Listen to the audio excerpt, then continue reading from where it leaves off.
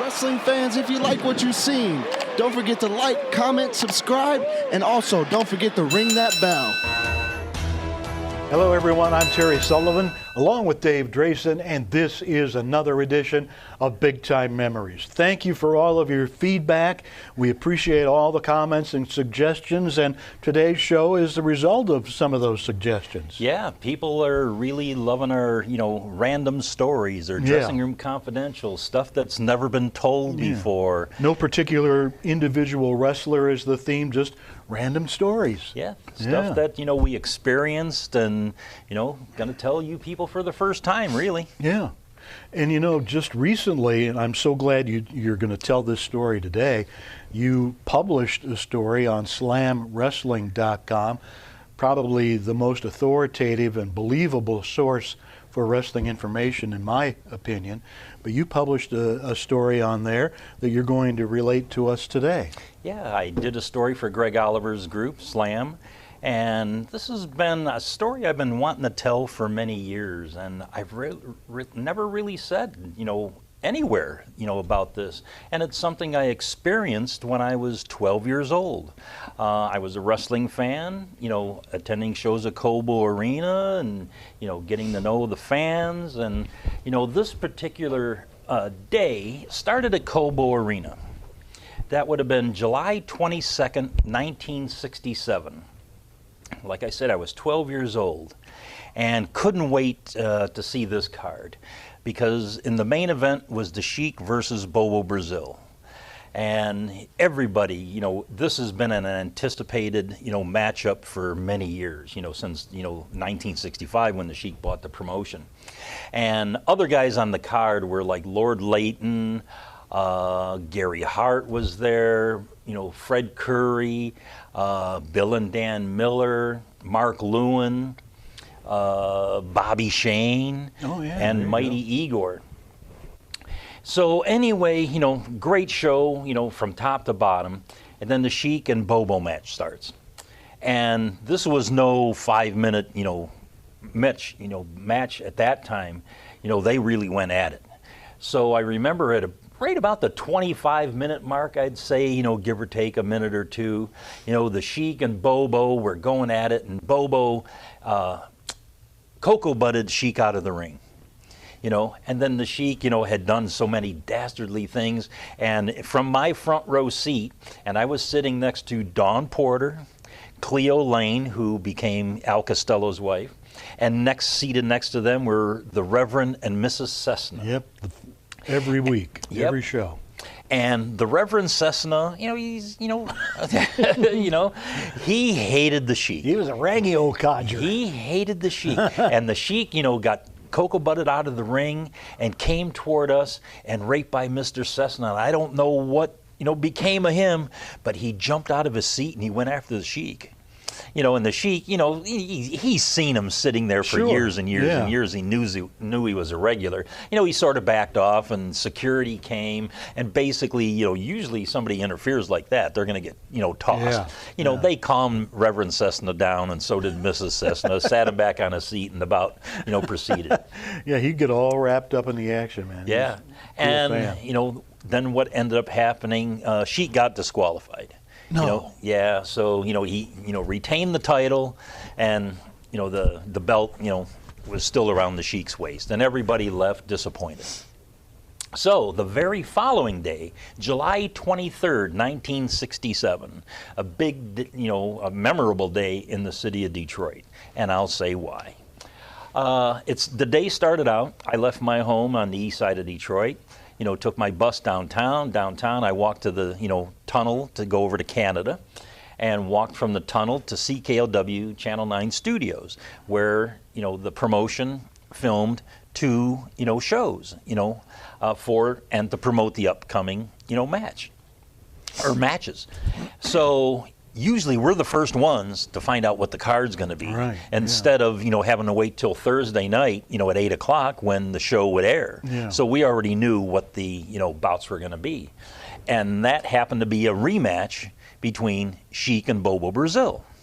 So it's like, we sat through, 2 tapings, 1-hour tapings, and we had fun watching the squash matches and seeing our favorites and cheering and jeering and stuff like that.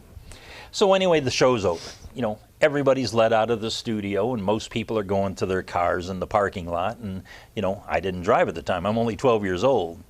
So I come out of the studio and I go out onto Riverside Drive to walk back to the tunnel. And I look over into, out into the city of Detroit, because it's, the studio is like right opposite, almost Cobo Arena. Mm-hmm. So I'm looking, and off on the west, I see smoke, smoke billowing in number of different places. And it's like, wow, there's one heck of a fire going on somewhere. And it's like, so, I didn't think nothing about it. So I walked back to the tunnel, got on my bus, paid my 25 cents to take me back across the border, and went through customs, and, started my walk back. I had like a half a mile walk to get back to my Van Dyke bus. So I'm walking, and this is about 3:30 in the afternoon. And I sort of noticed that, wow, it's really quiet downtown Detroit on a Sunday afternoon. There's hardly anybody downtown. And it's like, yeah, okay, no big deal. So I'm getting close to my bus stop, and I come across a bunch of kids, maybe a little bit older than me, walking, a few different groups. And it's like, and I hear them talking. And they said that they were at the Fox Theater for a Motown review. They had a bunch of Motown acts that would, perform. And I heard this one kid say that Martha Reeves came on the microphone, almost just after the show started, and said, quietly, please leave the theater and go directly home. And it's like, wow, that's weird, And, as a 12-year-old kid, you don't think of stuff like that. So anyway, I get on my bus, and I'm going home. So my bus route, I happen to notice that, wow, it's really weird. There's no cars on the road either. One here or there, but not the usual traffic that I'm used to. So I get off my bus, I walk my, 2 blocks home, and, walk into the house, and my parents, they're like, oh, God, thank God you're safe. It's like, yeah, it's like, what I usually do. And they're glued to the TV, the black and white TV, of course. And they're watching, and there's all this chaos going on with police and, fires, and, I didn't know what was going on. And my parents said, yeah, there's a riot going on in downtown Detroit.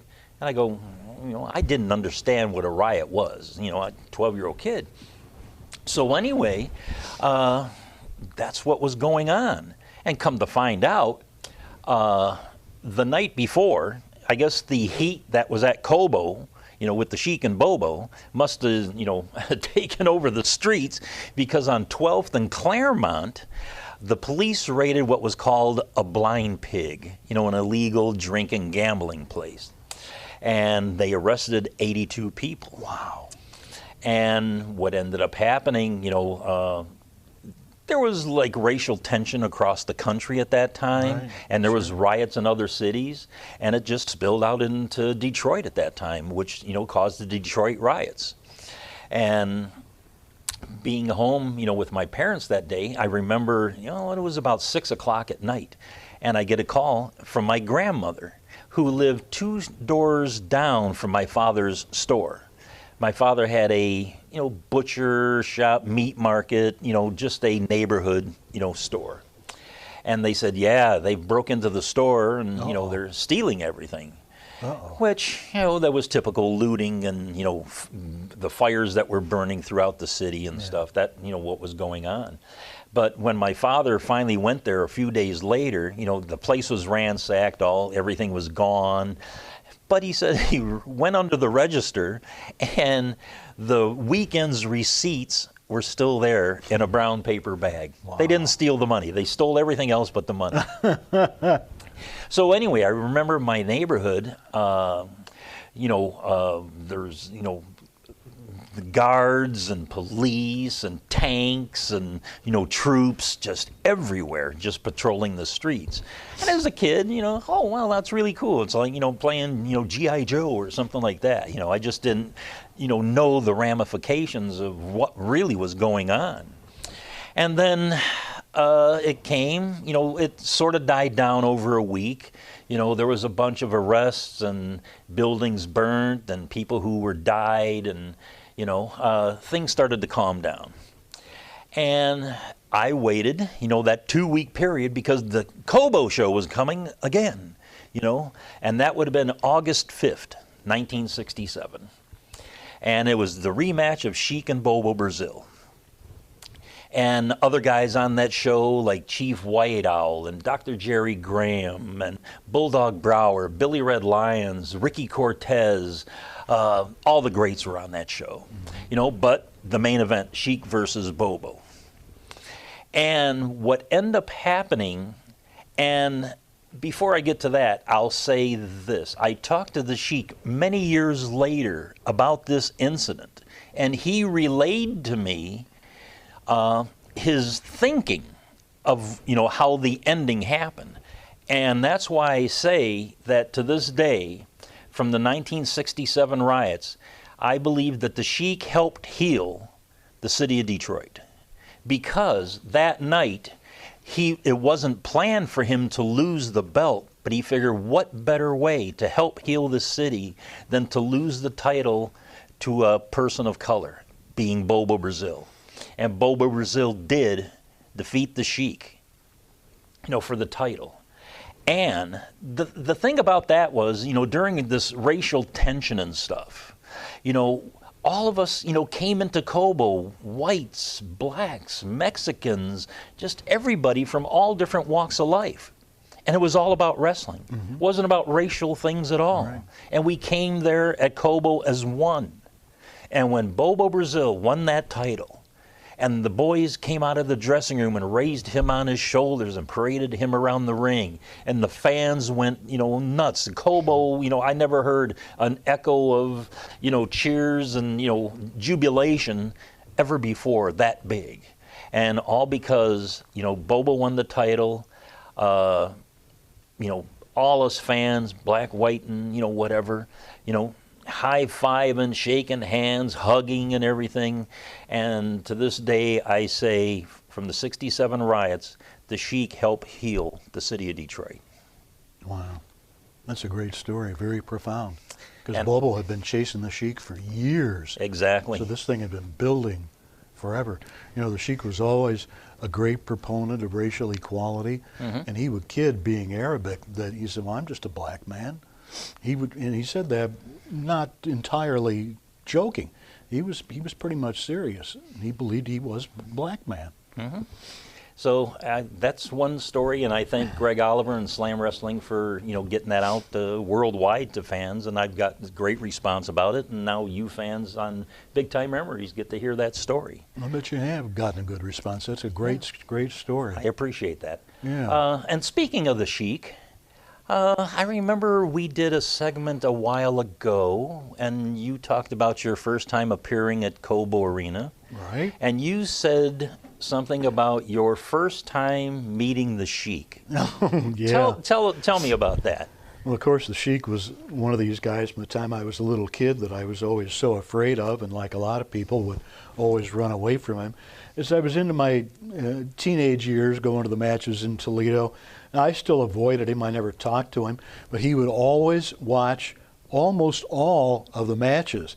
I really didn't know that these were all his employees that he was watching and probably evaluating, but he would come across from the bad guys' dressing room in Toledo. There was a set of steps that went up into the seats, and he would stand there in the stairway and just stand there and watch the matches. And I'm, of course, running around annoying people and like wrestlers' wives and things like that. And I'd have to walk by him every now and then, and he'd glare at me, but, never like tried to cut my head off or anything like that. So I had never met him, and once when I started, it was because of Les Ruffin in Cincinnati. I went to college there, and Les was the promoter in Cincinnati and Dayton, and had a big hand in getting a lot of young people their start in the wrestling business, like you, Yeah, mine and too. me, and many, many, many others. And Les liked me, thankfully. And after a while, he said, "Why don't you come to Dayton and ring announce?" Wow. Okay. So that was set in stone. And then he's working on getting me a license to announce in Cincinnati, because they had this little Mickey Mouse commission, wrestling commission in Cincinnati. You had to pay $2 to be a ring announcer for the Cincinnati Boxing and Wrestling Commission.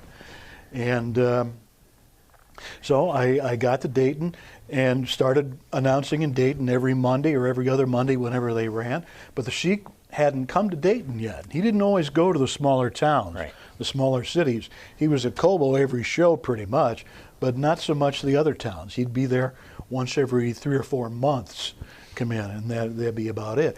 So I went several weeks and never came across him in Dayton. During that time, Mike Lauren, Porky the Pig, who was in charge of running some of the towns, he asked me if I would consider going from Cincinnati to Mansfield and Sandusky, which ran once a month on alternate Friday nights.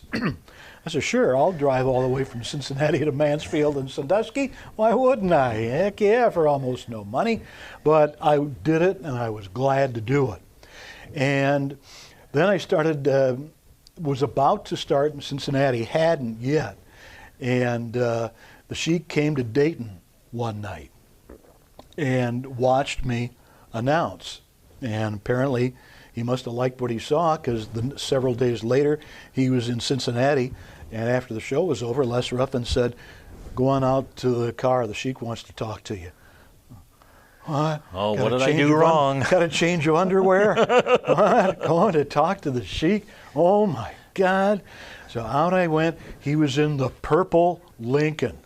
The purple Lincoln with the white top and the white upholstery.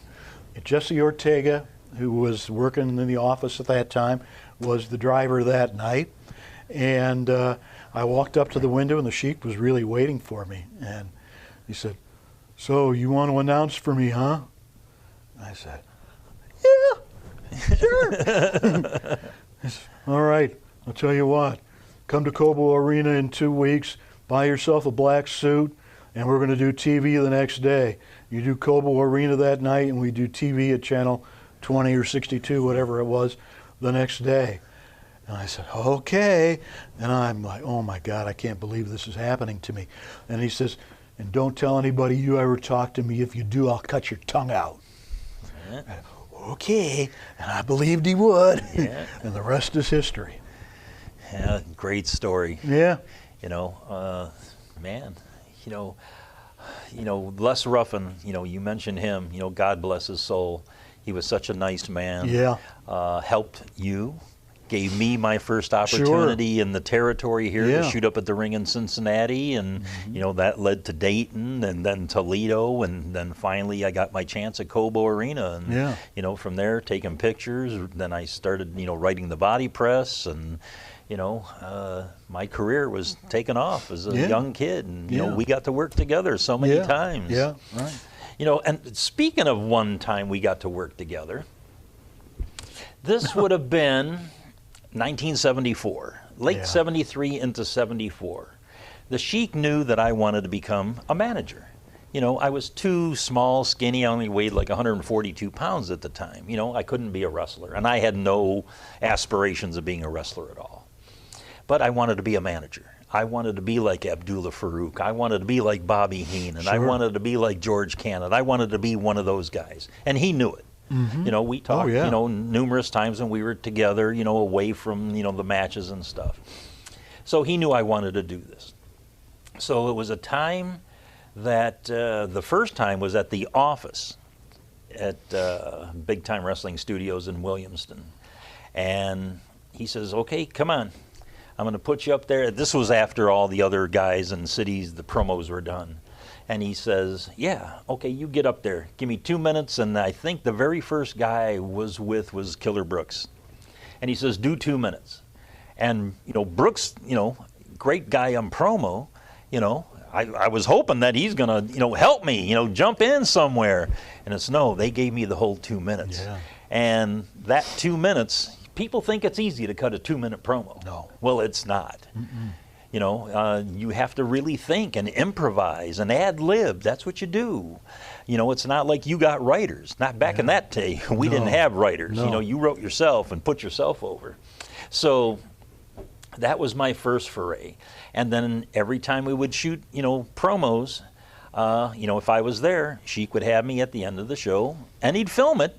And then we'd go into the TV truck, and we'd watch it, and then he'd analyze. He'd tell me what I did right, tell me what I did wrong. So he was grooming me in that respect. And then there was a time when they built the studio across the street. We had the mobile TV truck there. Yeah. That same like a thing. warehouse. Yeah, that we would be cutting promos there. And the one time, I was going to do something different. What can I do to, to make the Sheik notice what I'm doing? Not just, talking in a, promo just with, some other clothes on. I came out in Kiss makeup, something picture. that he's never seen before. We have photographic evidence. Yeah, and you were there, but they put me with Bob Finnegan. But they didn't have another wrestler there to have me with. So he says, okay, you're managing Hank James, 2 minutes. And I'm in this Kiss makeup, and I also brought a mannequin head that I had painted, eyes and mouth and nose and everything else on. And I did this promo, like a dark promo, with this head and stuff like that. And it's like, what was it, 15, 20 years later? I'm saying, hey, somebody stole my gimmick here. No kidding. Al Snow? Al Snow. My good friend Al Snow managed him, with Mickey That's right, Doyle. You did, yeah. Great talent when he was young. Nice, respectful kid, well-spoken. I just had fun managing him. But when he went to WWF at the time, next thing I know, here he is with a mannequin head. Yeah. And I don't think he ever saw, because I never used the mannequin head ever again. You never told him the story? Well, years later I did, Yeah, that, hey, I did this thing like 15, 20 years ago. Look, I got pictures, what you people see.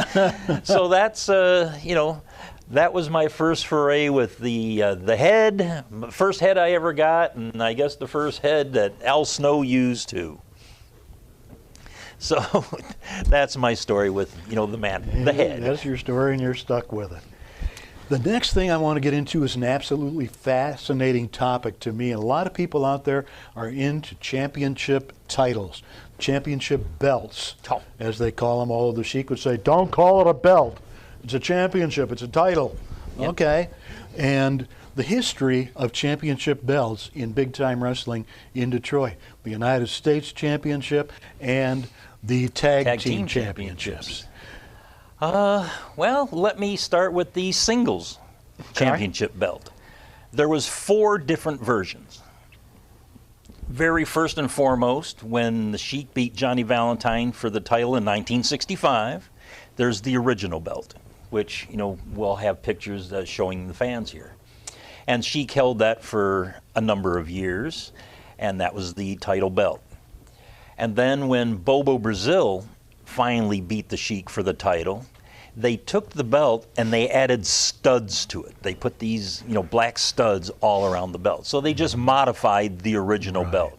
Yeah. So Bobo wore that, and I think I have a photograph of Pampero Firpo in that, the title belt. Because he beat Bobo for the title back then. Then a few years went by, and a good friend of mine, wrestler, who wrestled here very briefly, but his name was Nikita Molkovich, and he was a belt maker. From Toronto. Right. And he did the next version number 3 of the title belt. And it was, sort of ovalish, and it had a eagle in the center, and it had, side plates on it. And it looked like the Carolinas, looked like Vince McMahon's in New York City, because he did them all. Yeah, so many guys wore almost the same belt. Yeah, so if and you saw, you didn't know it that back then. Yeah, so when you'd see photographs in, the magazines, it's the same belt. Well, the Sheik held that belt, the Backlund held that belt, Superstar Billy Graham held, No, not that U.S. title, the U.S. title in the Carolinas. Yeah, and then the final version, it's the last one that the Sheik used even after the promotion folded, and he, traveled the country and, did spot shows here and there, and, went down to, Tennessee and Georgia and, Florida, but he wore the red leather belt with like the gold United States emblem in the center. Yeah. So that would have been the final, belt that, in big time wrestling. Yeah. And the whereabouts, who knows? No. There are different stories out there, and I told you a version that I heard that I would have sworn to you was absolutely true, because the Sheik's son, Eddie Jr., told me face to face that they buried the Sheik with that belt. They put it into the casket with him before they closed the casket. But not true. Not true. I had heard that a collector in Japan had it. And then you relayed to me that, they put the belt, in with the Sheik's body, when they were going to bury him. But I was at the funeral. Here's how I can refute Eddie Jr.'s story. I was at the funeral home that day, and I was standing there when they closed that casket. When, they closed the casket, locked it, we went to the church, did the ceremony there, went to the cemetery, buried in the ground. So in between that time when the funeral home locked that, casket, it's never going to be open again. Right. And I know that nobody there shoved the championship belt in with the Sheik. That's interesting. So that's how I can refute that. Yeah. And then Sabu has a bit of a different take on things, because the story he tells is that it was damaged either in Japan, or somebody in Japan was supposed to fix it and it got lost or whatever, and who knows. So it's a huge mystery. Yeah. Well, any of the big time wrestling belts, don't know if they exist or whose hands that they're in. Yeah. What collector has them. Yeah. And the same thing for the tag team belts. Those were unique also. Mm-hmm. And I can probably relate to 4 different versions of those belts.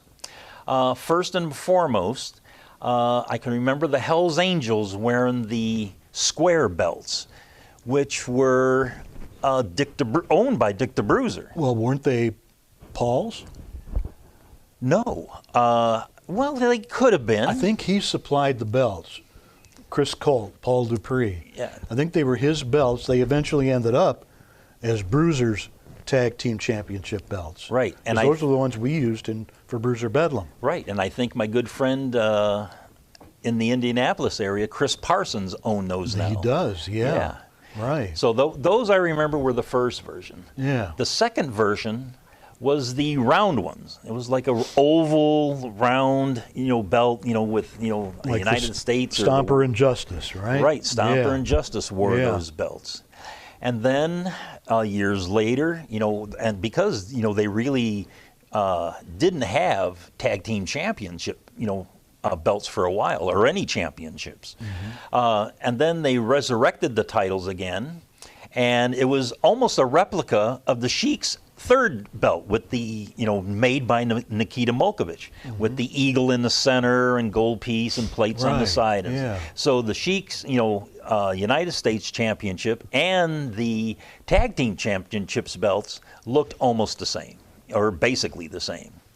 And then the last version I remember is Al Costello had a red and black version that he supplied for the Kangaroos. And I think Justice and Stomper wore them maybe once. And then, it went back to the Kangaroos, and, even when I managed the Kangaroos, Al Costello and Mickey Doyle, those were the belts that Al Costello used, the Kangaroos used. Gotcha. So, and then the one trivia piece on that, on the tag team belts, I think, because I have going with this too. I have photograph proof that I believe that Ben Justice is the only wrestler to have worn all 4 versions of the heavyweight tag team championship. And if it's not the Kangaroos, then it's got to be Ben, because with Rocky Johnson, with Rocky Stomper, Johnson, and then with Brooks. Killer Brooks. Yeah, wow.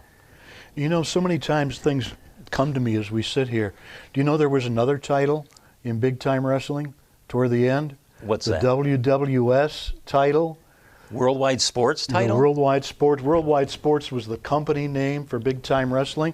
The WWS title was worn by Captain Ed George. No. I'm sure Captain Ed bought it, you know, at some novelty store or something what it like was, that. it was one of the old tag team belts. Really? Yeah, and it was one of the ones that they had retired, and who knows, again, where it was or where it is, but that's the belt that he wore when he was a champion. I want to see a picture of that. Okay, we'll do it. I don't have one, so you're going to have to come up with that. Yep. Okay, but on the original singles title, the United States Heavyweight Championship, let me, post this one for you. Okay. Try to tell me all the people that held the title. Held the U.S. title? Yeah. Seriously? Yeah. Let me borrow your pen there so I can mark these off. You already stole Go one ahead. of my pens. Oh, that's okay. I'll return it in some years. Okay. Start. Who wore the United States Heavyweight Championship belt? Oh, are we going to count Johnny Valentine? Yes, we will. We're going to start with him. Okay. Sheik. Yes. Bobo. Yes. Firpo. Yes, sir. Igor. Ding, ding. Kent. Bulldog Don Kent. Yes. Abdullah the Butcher. Yes. Tony Marino. Yes. See, Tex He's on a roll. He's on a roll. How many do I have yet to get? You've got to get 1, 2, 3, 4 more. Oh my God! Seriously? Yep. Who the hell else was there? Here, let me give you a hint. Yeah. Ox Baker. Ox Baker? Ox Baker. Okay. All right. Did Stasiak hold it? No. No. Never held it. Oh my God! Tex never held it. No. Firpo. Bull Curry never held it. Igor we already talked about. Justice never had it. Stomper never had it. Kangaroos. Okay, I'm going to give up. No, I can't let you give up. I'll give you a hint. Yeah. Channel 62. First time in... Gino Hernandez. Bing, bing. Okay. And there's one more? No, 2 more. 2 more. I'm never going to get this. Yes, you will. I will not. Yes, because one of the guys who held it was known as the Israeli champion. Oh, Mark Lewin. Mark Lewin. And the guy who won it from Mark Lewin was Terry Funk. There you go. Ding, ding, he's got them all. Good job, With a little help. But you had to write them down. I did. I did my research. Yes, you did. But now, another question that came in, for us on, Rocks TV, one of the comments, this fan wondered what great talents in the world of professional wrestling never worked for the Sheik. Oh, yeah. And big time wrestling. So big, huge names that never worked for the Sheik. And there ain't many. No, there's not. Vern Gagne, because they didn't get along at all. Well, Snyder never worked for him. I mean, Snyder worked Detroit, but not. Oh, yes, he did though. He came in after Bruiser and Sheik settled their differences. 78, 79. Yeah, so Snyder came in. Mad Dog Vachon. Yes. Nick Bockwinkel. Right. Was in the early 60s at the start of his career, but never came back from the Sheik. Ivan Koloff. Now, Koloff wrestled there. Yep. Superstar Billy Graham. Bruno wrestled in Detroit. Bill Watts. No, never worked here. Eddie Graham. Yes, he did. Eddie Graham came in on one of the very first NWA sending the wave of guys. Oh, the Super Shows. Yeah, Right with when the Mel opposition Moskowitz, Pat O'Connor, Okay. Gorilla Monsoon.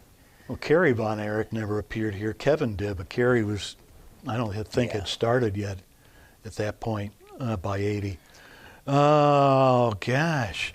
Give me some names. Who do you think? Well, even though he worked here in the early 60s with his brother as a tag team, the first tag team champions, in the territory, pre-big time wrestling days.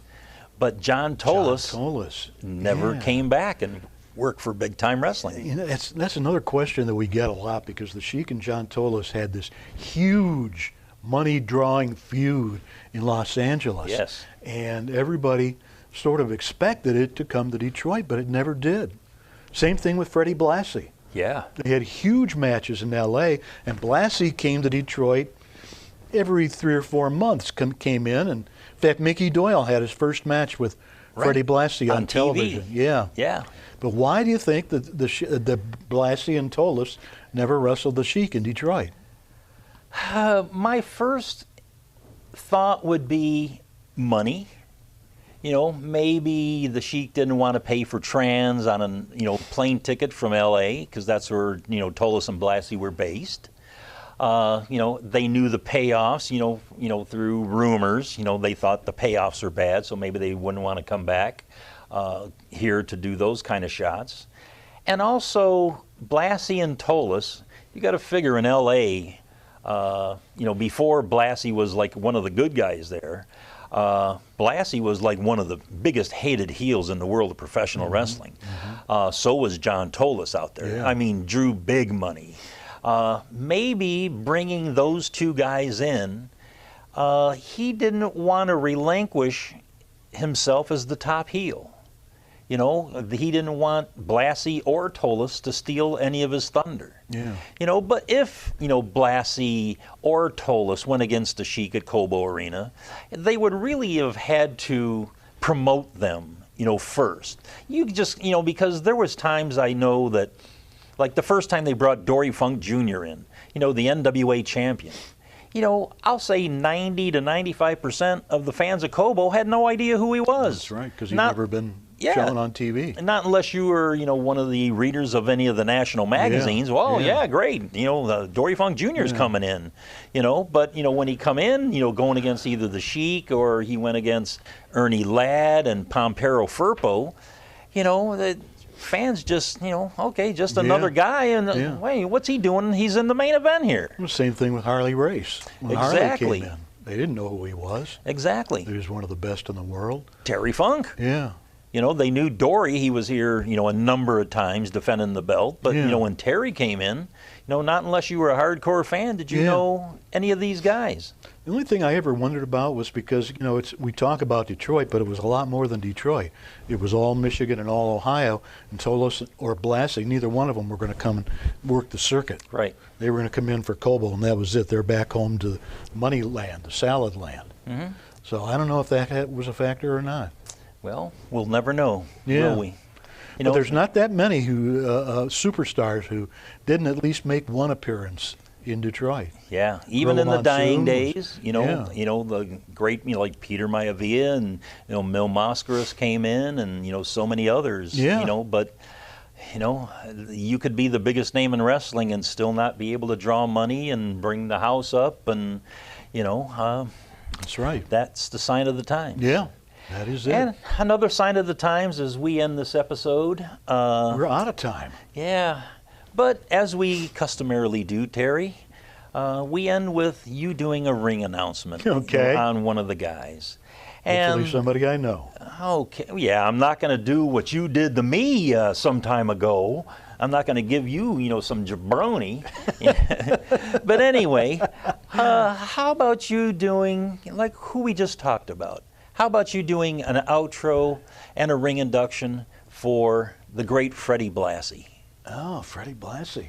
Where was I? I must have introduced him. Hollywood, California. Okay. Isn't that something, though? I can't remember, but he was definitely on cards that I announced. Yeah. Anyway, Ladies and gentlemen, from Hollywood, California, weighing 240 pounds, the fashion plate, Freddie Blassie. Classy Freddie Blassie.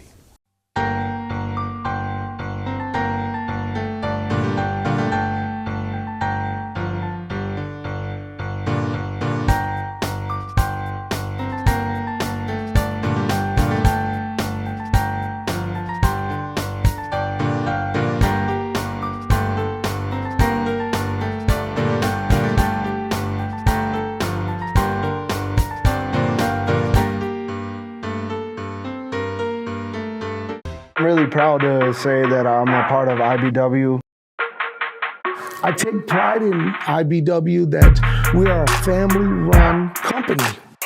It's a fight. It's a sport. At IBW, tradition has always mattered. You're going to see world-class professional big-time wrestling at its best. This ain't no sports entertainment. This is professional wrestling. International big-time wrestling's the fix. Each and every week, your fix of IBW action. You want entertainment? Look no further than Rocks TV. International Big Time Wrestling! Wrestling fans, if you like what you've seen, don't forget to like, comment, subscribe, and also don't forget to ring that bell.